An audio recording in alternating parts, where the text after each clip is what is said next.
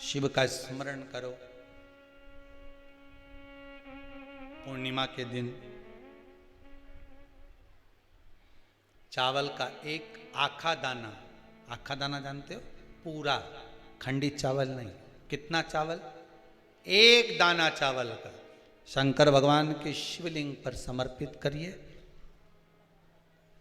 एक बेलपत्र जिसका डंडी का मुख अपनी ओर हो, जहां से चावल चढ़ाया है, उस चावल के ऊपर अपनी कामना कर कर रख दीजिए और चंद्रमौली भगवान का स्मरण करिए। कौन से भगवान? शंकर भगवान का सर्वश्रेष्ठ सुंदर नाम है चंद्रमौली। चंद्रमौली भगवान का स्मरण करिए। अपनी कामना कर कर बेलपत्र समर्पित कर कर शिव जी पर एक लोटा पानी, एक जल पात्र समर्पित करो। कलश से जल चढ़ा दीजिए। नैनों में वो जल लगाकर अपनी कामना कर कर वापिस घर को आइए। अगली शरद पूर्णिमा आएगी।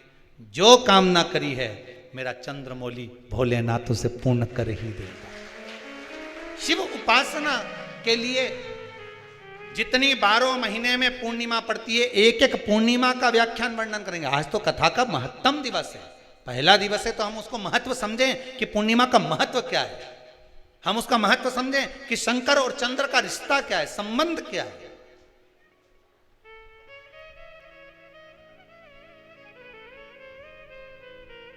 भगवान ने जितनी पूर्णिमा बनाई है, जितने नक्षत्र बनाए, जितनी घड़ी बनाई, जितना पल बनाया, जितना समय बनाया, ये शंकर भगवान ने जो बनाया ये गलत नहीं बनाया, श्रेष्ठता के लिए बनाया, जग के उद्धार के लिए, संसार के उद्धार के लिए बनाया। अब उसका प्रयोग आप करें ना करें ये आपके ऊपर है। आप उसका प्रयोग कर रहे हैं ना कर रहे ये आपके ऊपर। पर जो बनाया है मेरे भगवान,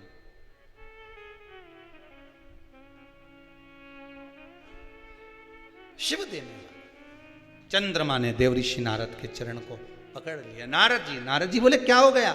बस मेरा अहंकार था, इतना अहंकार मुझे काया का था कि मुझे काया के अभिमान में मैं अपने गुरु की धर्म पत्नी को भी अपशब्द कह गया, उसको भी मैंने गलत दृष्टि से देख लिया। जब व्यक्ति को धन का अभिमान आता है, अहंकार काया का हो, धन का हो, वैभव का हो, सत्ता का हो, जिस चीज का व्यक्ति अभिमान करता है उसमें सब कुछ भूल जाता है कि ये मेरी माता है, कि ये मेरे पिता है, ये मेरे भाई हैं कि मेरे बंधु हैं, कि मेरे सखा हैं।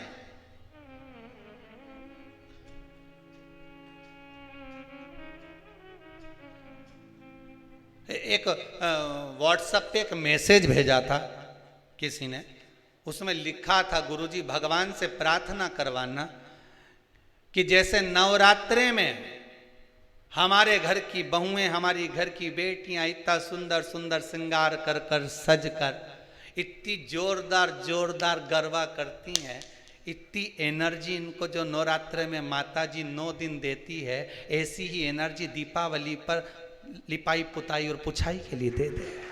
ऐसी प्रार्थना कर। नवरात्र में इतनी एनर्जी इनमें आ जाती है कि डंडा ले लेके ये एक पाँव वहां, एक पाँव वहां। बस भगवान से प्रार्थना करना गुरुदेव की ऐसी एनर्जी हमारी बहु बेटियों में भगवान दिवाली तक ऐसी दे दे कि सारे डब्बे पोंछ पोंछ के धर दे। घर में जितना भी झाड़ू पोछा है, ये अच्छी टेबल पे चढ़ी यूं मार, समझ ले गरबा ही खेल रही। ये पत्तो फिर पेंट में, फिर